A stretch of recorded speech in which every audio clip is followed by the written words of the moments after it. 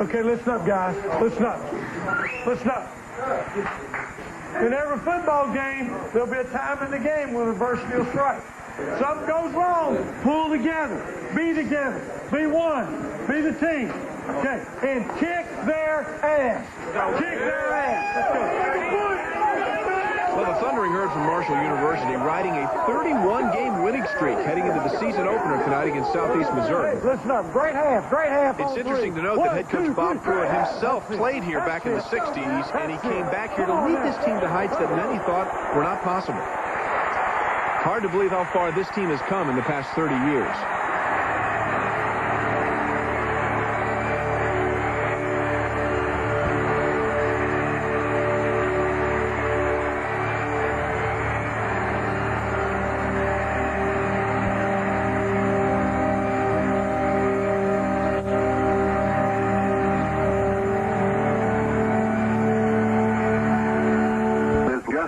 A DC-9 Southern Airways plane carrying Marshall University's football team, rooters, and crew crashed and burned in moderate rain and fog in West Virginia.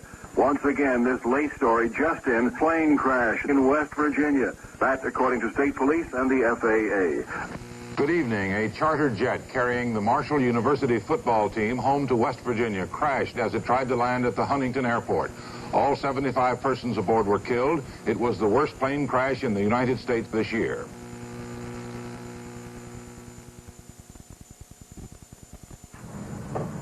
You know, once it went down, it was 30 seconds. They didn't have much time to do anything.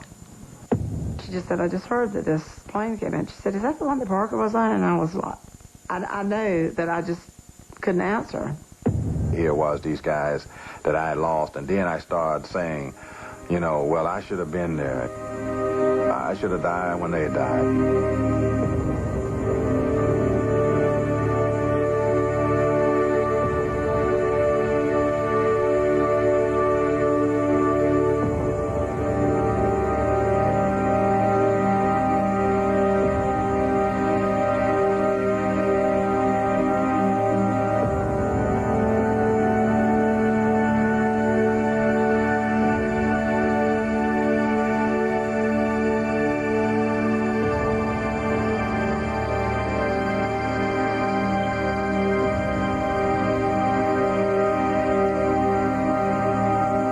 No school in the country went through as big a tragedy as Marshall did. That, as far as Marshall was concerned, was the dawning of the Marshall we have today. No other team in football, college football, won more games than Marshall University throughout the 90s. It's too good to be true. You know, you completely lose a football team and then you go and win national championship. That can't be how it came about. It's the most unbelievable sports story never told.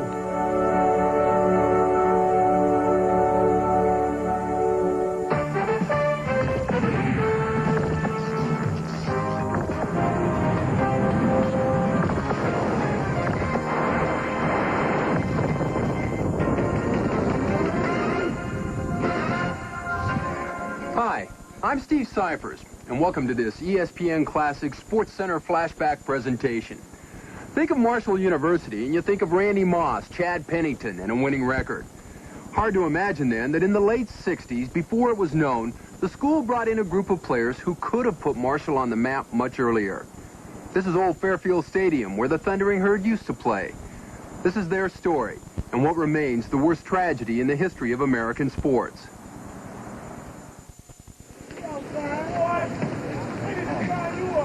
I was in high school. My senior year was 1968.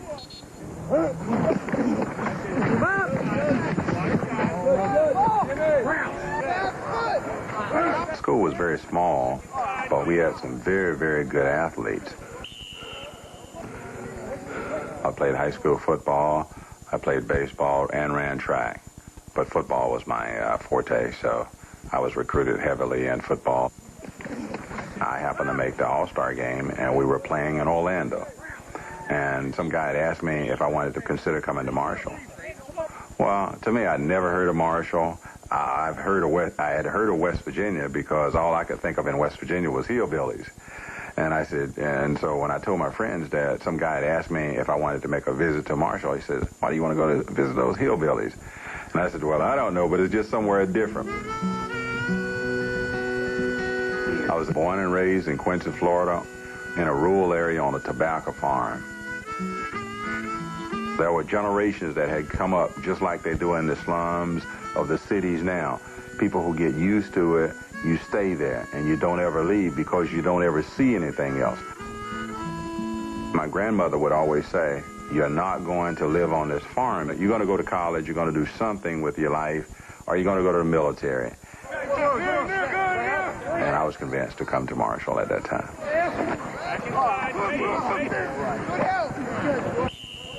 Marshall was going through something like a 27-game losing streak. And they had made a commitment they were going to get the program turned around.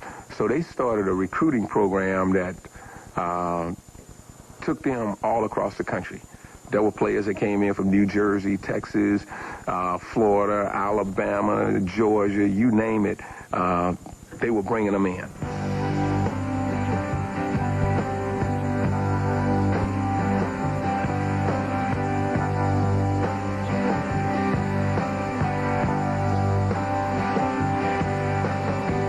My brother Teddy, he was recruited by every major college in the country. My mom and dad were kind of overwhelmed with the situation. We never heard of Marshall University until Coach Moss, Perry Moss, came to the house. He was, at the time, coaching in professional football. He specialized in quarterbacks, in which Teddy was a quarterback.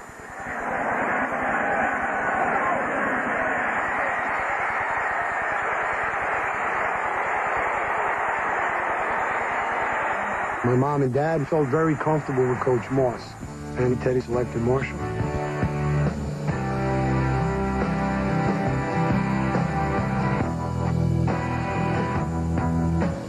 Many people said he was the best athlete they had ever seen. He played almost any sport that you can think of, but he excelled in baseball and football, and they wanted him to come to Marshall. And I said, well, we have all kinds of universities wanting different players on the team because it was a championship team.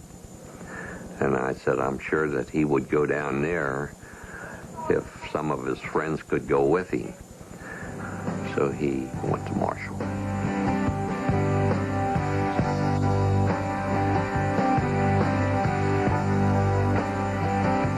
I think Marshall was hungry for a winning program. In the late 60s, you know, it's generally known that the black athletes, you know, nobody wanted to recruit too many of them because they were afraid of what the fans might do. I don't even remember who it was that made the comment, how many black athletes are y'all recruiting? And I said, well, I'm not recruiting any black athletes. I'm recruiting athletes. It doesn't matter to me. We wanted somebody that could score touchdowns.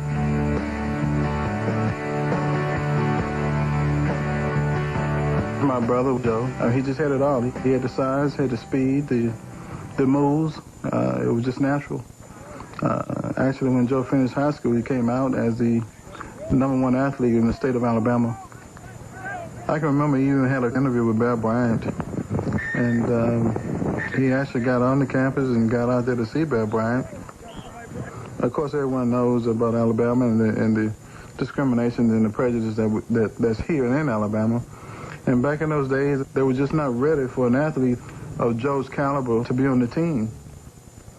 So Coach Red Dawson came down and to see Joe and actually ended up signing up all the guys together. We were known as, you know, the guys from Alabama. I was recruited the following year on the freshman team. So when I turned 18 and got a scholarship to Marshall University, left home with 3 other guys, Joe Hood, Freddie Wilson, and Robert Van Horn. The 4 of us got into a 1962 Ford Falcon, which Freddie's father had bought him, and we took off headed to Huntington, West Virginia.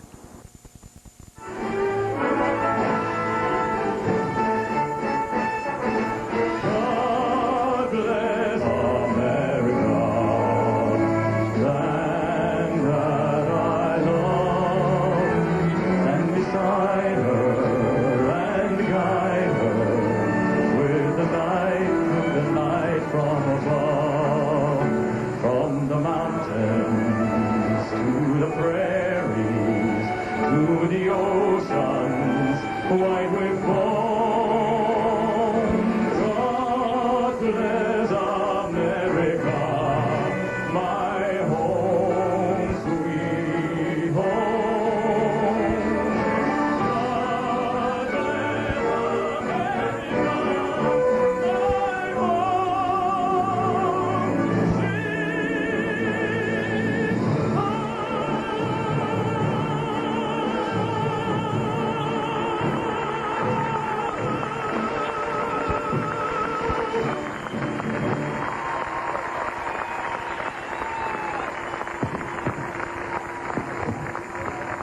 I met my husband, Parker Ward, in the late 50s, and he was easing into the automobile business and was taking over the automobile agency on 4th Avenue.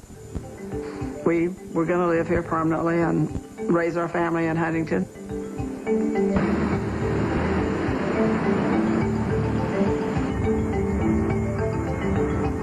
There was much industry at that time. International Nickel, Owens, Illinois, Udall.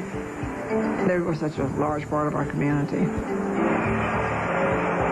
There was a time that Huntington was the largest city in West Virginia. It was a heavy industry city and one of the leading coal export inland ports in the country. But as far as the universities are concerned, Marshall was always a has-been and a throwaway institution, primarily because of underfinancing from the state of West Virginia. So it was unable to produce high-level sports teams.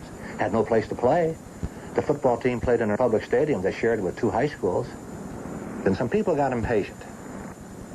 They brought in Perry Moss with the express purpose of taking a shortcut to establishing Marshall as a football power. He knew how to win. He knew talent. And he was, the football program had been in the doldrums for years and years and years. He simply put, he was brought in here to win. And the difference was his attitude was to win at all costs. Wait just a second, Donnie. We want it raised up about this much. Okay. So they can get out of the water. Wait just a second. Y'all pick that one up even with that one. How's that? Okay. I got it?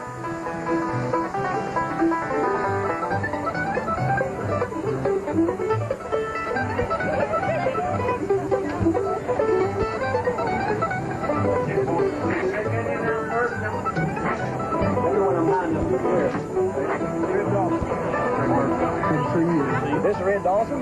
Hey, Danny. Good to see you. This is Richard Barber. I came here in 1968. I was at Florida State as a graduate assistant coach, and I decided to take the first job offer I had. My first opportunity was with Perry Moss, coming to Marshall University as an assistant coach. The program had been going downhill for years, and it was my intention to help build a winner.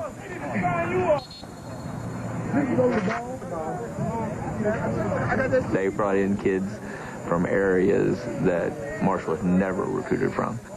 They were super talented guys that could have been playing at some big-time schools across the country, and they came here. It was probably the greatest group of talent that was ever assembled at Marshall. The number of recruits that we had that year had been 125. We said, hey, man, we're going to take this place, and we're going to take it somewhere. But what we didn't realize at the time, we were really competing for scholarships. Many of us, even the ones who thought we had signed a scholarship, really had signed a loan. And I'll never forget, I started getting afraid of whether I had signed something that was the wrong thing myself. A couple of the players complained about broken promises, that they were made several promises to come here to play football at Marshall, and they weren't being kept. And when they began to talk, that opened up the whole can of worms, and the school swung into action very, very, very quickly and launched its own investigation. 125 violations found. The NCAA alleged that they found that there were people getting $200, $300, $500 a week from a slush fund created by boosters. And sure enough, we had been kicked out of the Mid-American Conference. After the investigation, it was almost like I never really saw Perry Moss again. And they told us to hang in there, guys. Don't everybody take off and run away. Maybe some of the lower level coaches may survive, and they would try to keep things going. It was a trying time when he left. It was, a lot was going on down there.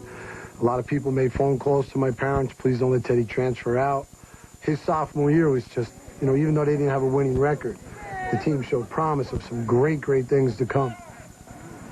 So a lot of them decided to stay, a few left.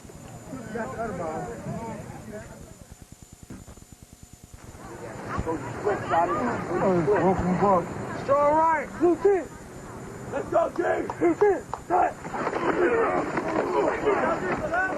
Everybody seems, last year was got all the problems and all, but it seemed like we're set this year. Really want to go. We know we can win this year, and we just want to play ball.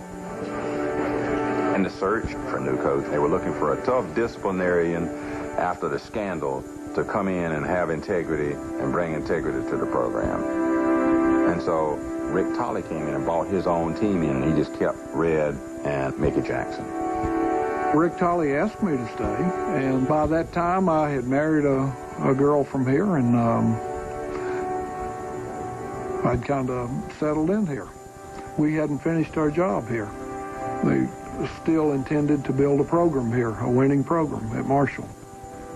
It's stronger than what it was last year. Still not exactly what we want. We don't have enough depth, maybe size, but they're a good, hard-working young bunch of kids, and it will be better than last year. When the 70th season began, we soon realized that we were not going to be big-time winners unless we had enough players. Rick was a fearless guy, big man. He never touched a player, but you would be ran to death or you'd be beat to death. We were glad for a game day, because that's the only time we stopped beating on each other and we got a chance to at least beat on somebody else. If you were hurt, you played. I was in a sling, and I played every game till a guy drove my ribs through my back cage, and that's what took me out of the game. We won 3 games. But it was a very, very tough year, and lots of people wanted to quit. Well, it was like, can we survive until the season's over?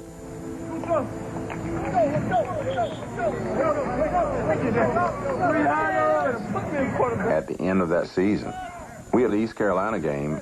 That was a very big game, and the reason there was a lot of hype coming to that game is because it was going to be a flight. We were going to get a chance to fly. We thought that this flight would be good for everybody, and we thought we could beat East Carolina. And of course, I was going to be going on the trip until the coach said, hey, he said, I think I need some room for some boosters. And of course, that's where I got knocked out. It was a special planned trip because we normally did not travel. The fans did not travel by chartered plane. In fact, I didn't remember that we had ever done that. But it just didn't seem like very long, for my husband to be going on a trip. And I'm sure I would have been right there, but I'd just given birth to our 4th child. That's why I didn't go. But so many of my friends did, including many, many neighbors.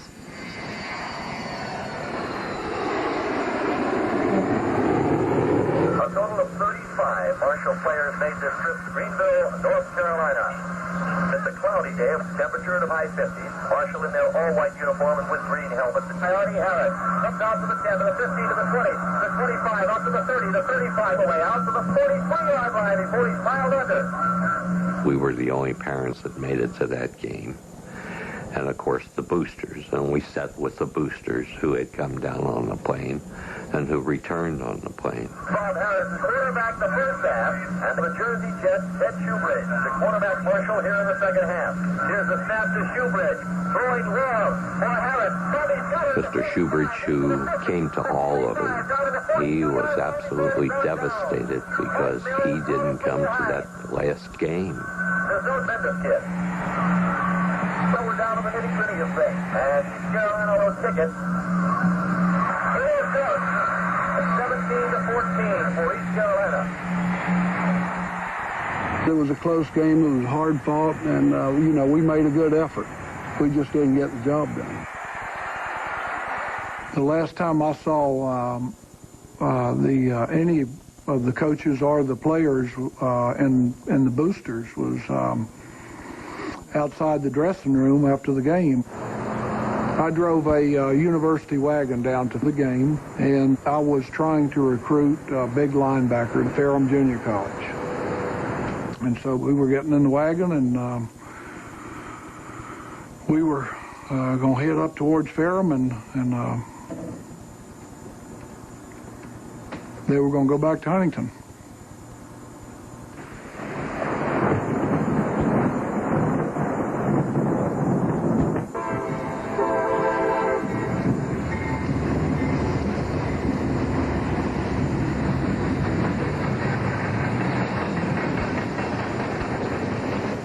It was raining.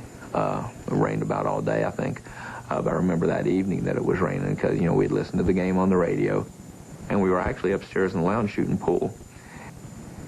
It was just a normal night. We had guys coming in from games they had covered. We had other people covering the normal stuff. Different shifts. I went out to dinner. I was at Keith Albee Theater. Why I even went, I don't think I was interested in the movie. But we was going to go back down to the stadium and wait on the team to come in. That was our plan. Larry Sanders had given me $3 and told me, have me a six-pack of Colt 45 ready when I get back. So I had gone over, picked up the six-pack of beer, and was headed back to campus.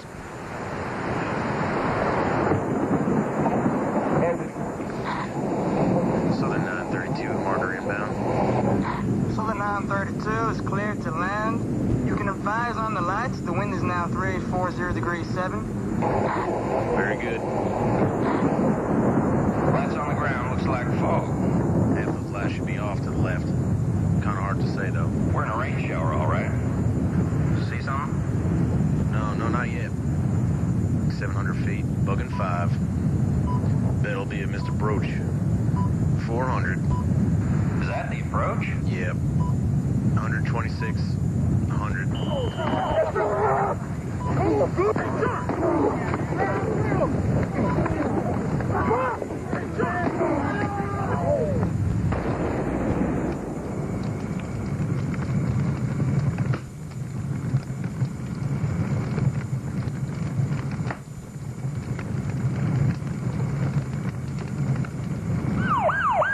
Sirens started sounding. I got a phone call from the lady who said, Jack, there's been a plane crash out here. I can see it out my kitchen window. It's got to be a big plane, a commercial plane. So I left the house here out toward the site. We went down a hill and up another one and down another one. You know, brushing away, trying to make a path to get through. And you think to yourself, my gosh, Jack, this is a dream. This didn't happen. I stepped over and boosted myself on what I thought was a tree stump, but it wasn't. It was a body.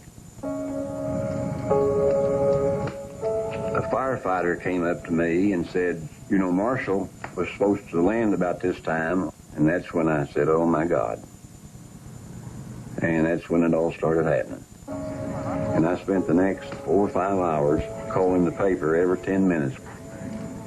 I received a phone call, and I was so startled. I mean, she just said, I just heard that this plane came in. She said, is that the one that Parker was on? And I was like, I knew that I just couldn't answer. I mean, I just don't remember being able to say anything. I just hung up. You know, it was just, well, it just took my breath because I knew that, I mean, I knew, you know.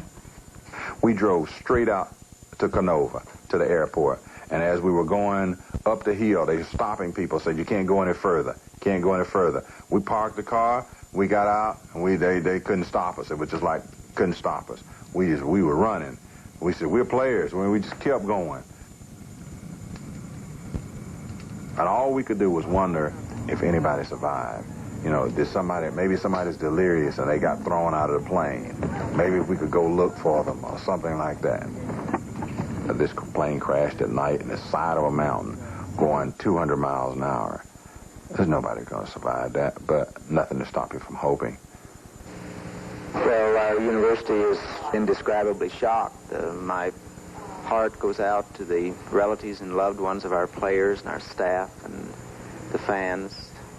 I can say that everything that could be done was being done. I saw no survivors, nor evidence of survivors. This is just a tragedy that consumes us all, and these were beautiful young men. These were community leaders that were devoted to not only their university and their state, but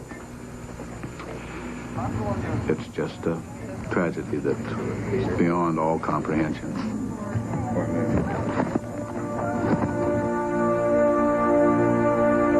You were still waiting on that call to say everything's going to be okay. You know, all the guys are going to be back here. But then the sun rose, and there's a newspaper coming out and all this list of names and these pictures. And it was a real devastating time. I walked in the living room, and my mom was hysterical, crying with a couple of her sisters, and there were townspeople everywhere. And that's when they told me that the plane had crashed, and they believe everyone was killed.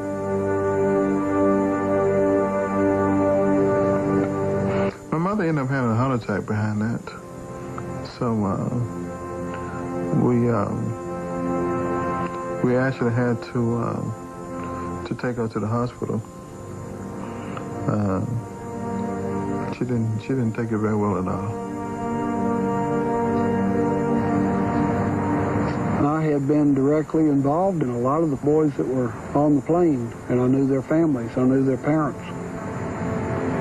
You can't imagine the guilt feelings that I had because I wasn't on the plane, and I don't know why that's the way it is. And maybe it was, subconsciously I thought that, I was part of the team and I should have been, with the team. There was 10 guys just off our floor had gotten killed in the crash. You had one payphone for that whole wing, and of course it was ringing nonstop with players' families calling up, wanting to know if their son had been on the plane. At night, and all of a sudden you hear this wailing out in the hallway, and there would be a girl sitting in a chair pounding on her dead boyfriend's door, calling his name. It was an experience where it made you have to grow up in a hurry. I'm an 18-year-old kid that is shocked that all his friends are suddenly gone. The thing that really haunts me to this day is after the game was over, my wife and I wanted the 3 boys to ride back to Huntington with us. And they were afraid because the coach was enraged because they had lost the game, and they didn't want to ask him. And that haunts me to this day that I didn't persist in getting them to ride up with us instead of going on the plane. The aircraft came in here over this hill up to the left. Hit those trees on top of the hill up there, caused the aircraft to actually hit the ground out here in almost a straight down, nose first attitude. The bodies were all right with the aircraft or in very close proximity of the aircraft. We have a total of 75 bodies that we have recovered, and we have them in refrigeration for further work toward identification. The bodies are extremely charged. None can be identified physically. It's a physical impossibility.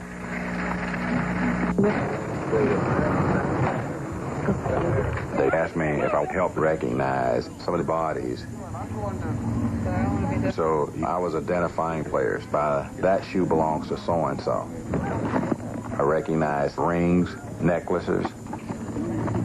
And it's amazing what you see when you're in the locker room with guys every day. I recognize a thigh on a guy who was not burned. That's how we identified all of the bodies except for 6. Tonight, the world mourns.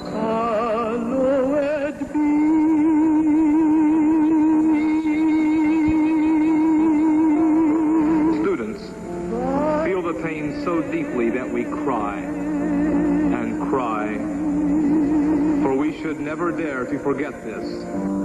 You've lost not only a football team, you've lost some of your community leaders. We said bankers, lawyers, educators. The whole city was just in a pall of gloom and sadness. And there wasn't much laughter around here.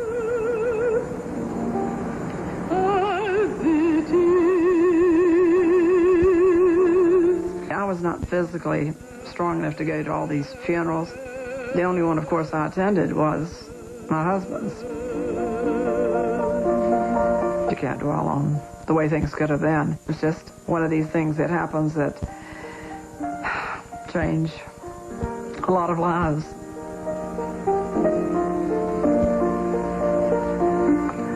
The tragedy has left me lost and in the greatest sorrow of my life. By the same token, it has left me with a heartfelt thanks for the son that gave me so much joy and love. I love you, my son, and I shall always continue to love you. When we're picking flowers, we want to go out and pick the best flowers, and the Lord wants to do the same. And those were his flowers that he chose to pick.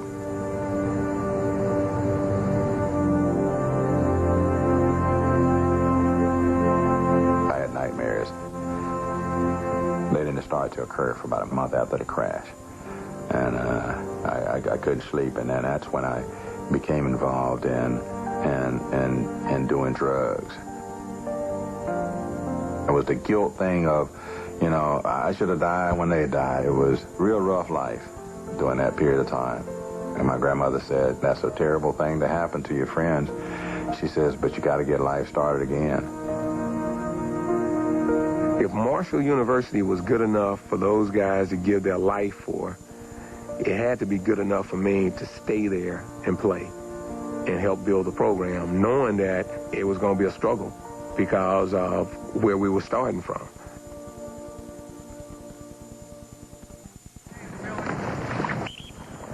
All right, here we go. Everybody on that field right there. Now, I wore the rings out for you again this morning. Hadn't had them on. The ring right here, Marshall University, Thundering Herd. Marshall University was the winningest football team in the 90s. Won more games than any college football team throughout the 90s. Coming from 1970, the year the plane crashed. 30 years ago, a plane crashed and killed a whole football team at Marshall University. Okay? That's why I was a freshman football player at that time. And the way we won these rings were with a group of guys that were willing to put it on the line and sacrifice anything that was asked of them to win. And that's what you got to do, and we could do it. Find your spot. So let's go. Here we go, seniors. Let's get it done. Hit it running. Oh, come on, sophomores. In the blink of an eye, I went from being one of the youngest players on the team to one of the oldest players on the team.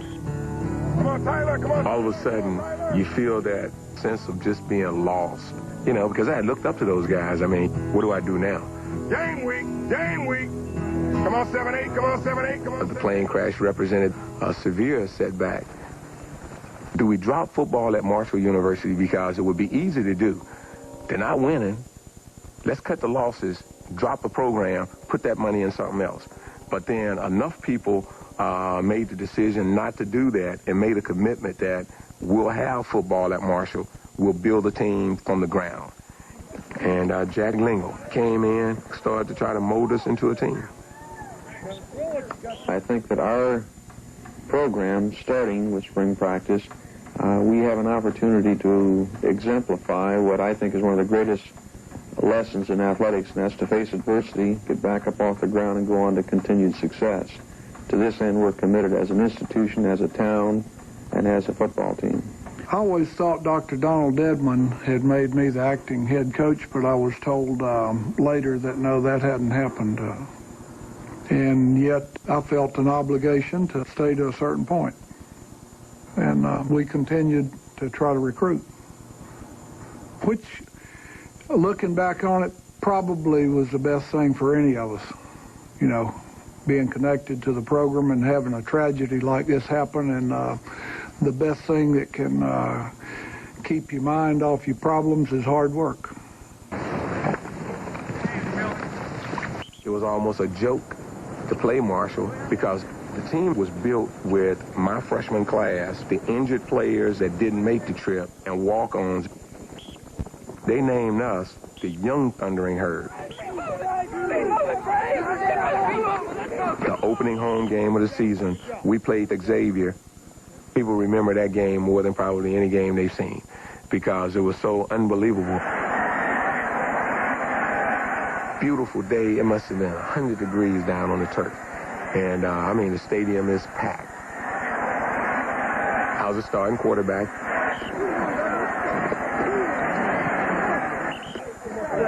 You know, they were watching a new team, but you would see a number, and without even thinking, you start cheering for a guy that was dead.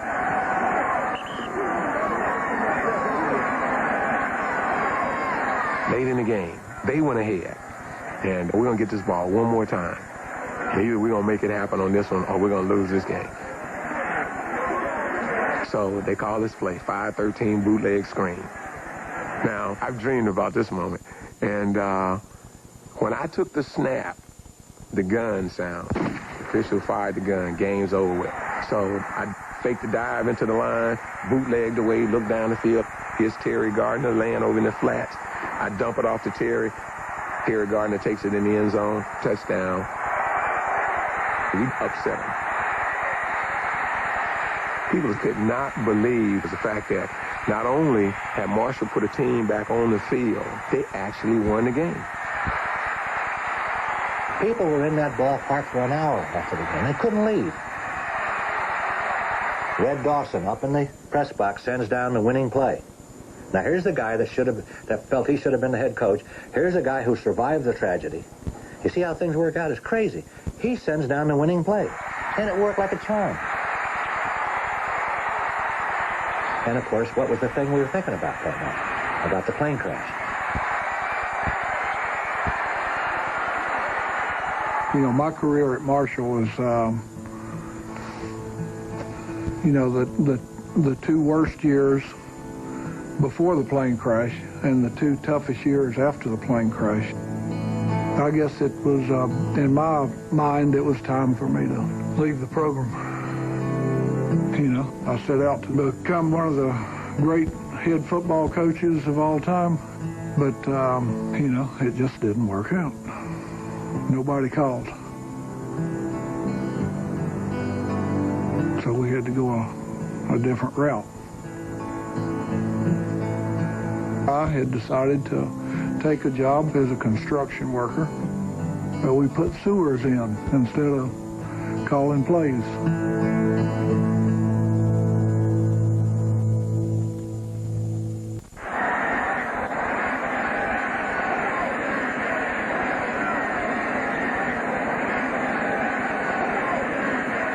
First, it was like, are they ever going to be able to come back? How are they ever going to be able to have a winning program? It just doesn't seem possible. It seems too insurmountable. And they had a lot of losing seasons in a row, and they went through a lot of coaches. But it was a case where everybody wanted to do everything they could to help Marshall football come back. Finally, Stan Parrish had that first winning season, and there became that crack of daylight. Then, that's when they grabbed the ball and ran with it.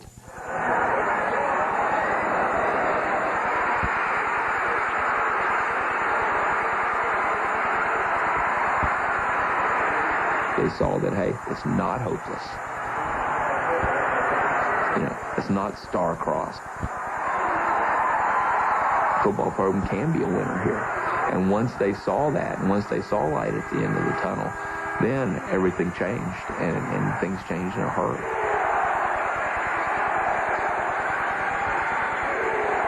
That crash humanized Marshall.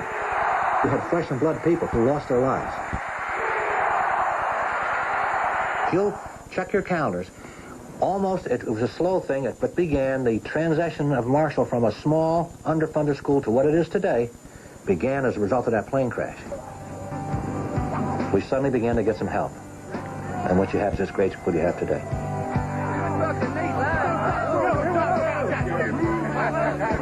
All three, hit and win. All three, hit and win. Let's go. 1, 2, 3, hit and win. Let's go. Chalk it off. Let's go. Let's go. Come on now. The fans and the people of Huntington are really the reason that Marshall is successful now.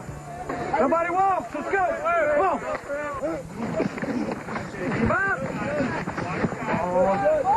Hey, Steve, somebody breaks free, you gotta let it go. That's a sack. You ain't gonna get that ball off. They've gone through the tough time. They're the ones that stayed here and fought this battle. And it was a long, painful process that it took a number of coaches, and I think each coach made a contribution to build our program. 7 seconds left of the MAC championship game. This is the right call. You pass, one pass option. Maybe some type of rollout by Pennington. Pennington looking, throwing, touchdown!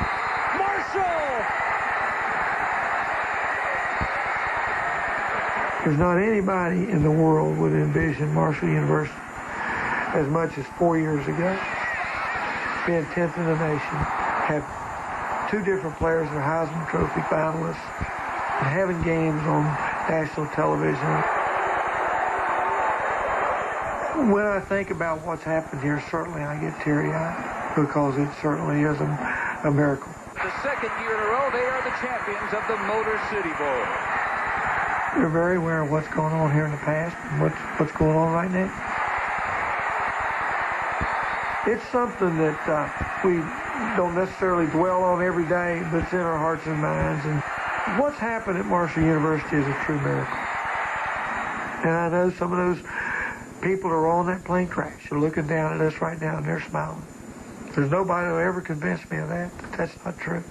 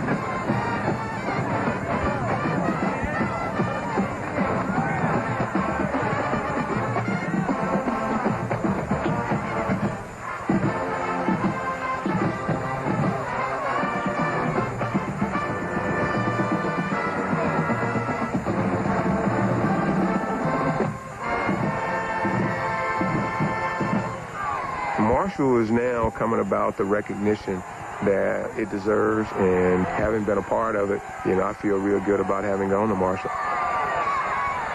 There's some people that would say, hey, it's 30 years now, let it go.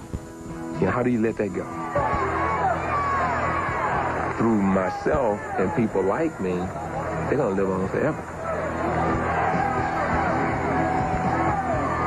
I feel real proud of the team.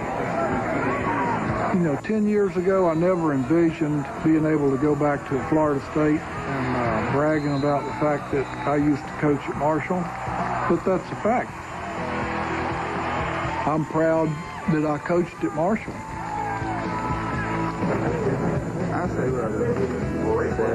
That's exactly what it is. It changed my entire life. I look in the mirror, and I'm 48 now. They were always forever young. They're always 18, 19, 20 years old in my mind.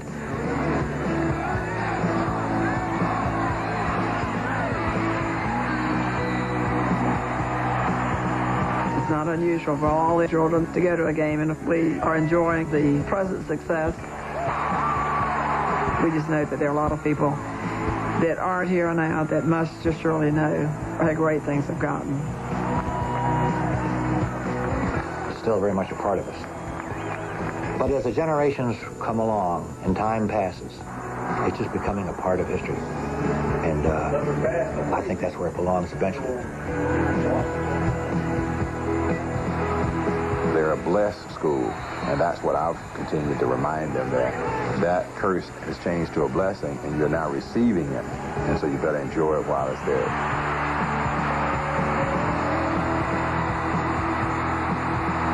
We still believe there's a 12th player out there, and that 12th player is the people who died in the crash, who are always pulling for you.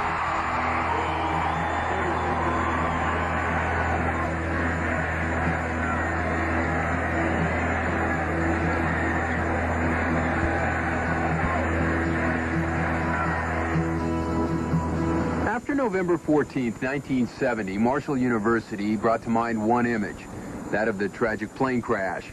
But today it's known as the winningest college football team of the 90s. Finally, the program reached the level of success it set out to achieve 30 years ago. May they rest in peace. I'm Steve Cyphers for ESPN Classic.